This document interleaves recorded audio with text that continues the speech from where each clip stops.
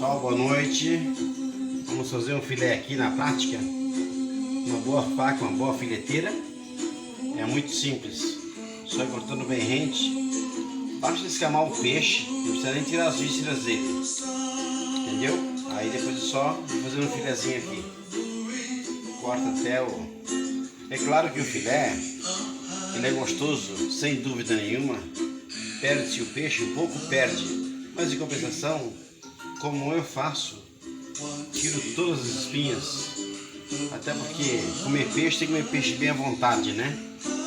E olha que prático, ó. Uma boa faca, nada como uma boa faca, né? Sem dúvida nenhuma. E eu vou dar a dica onde vocês vão encontrar essa faca aqui, no canto da pesca, ali anexa ao posto BR, ok? E falando de facas, vai chegar bastante facas essa semana agora. E nós vamos entrar aí com o Dia dos Pais, ok? Um abraço, até mais.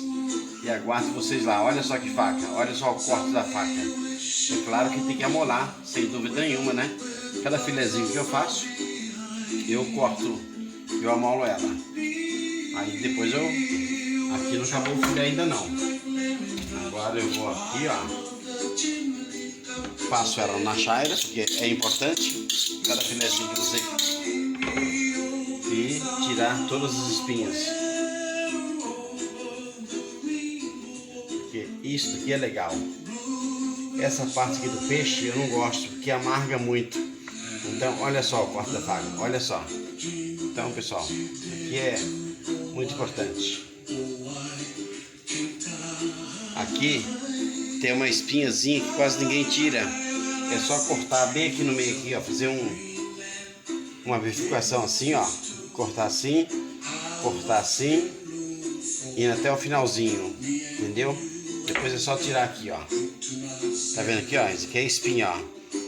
Se tiver uma criança, comer isso aqui já é problema. Como eu faço aqui, não fica nenhuma espinha, ok? Tchau, tchau, até mais.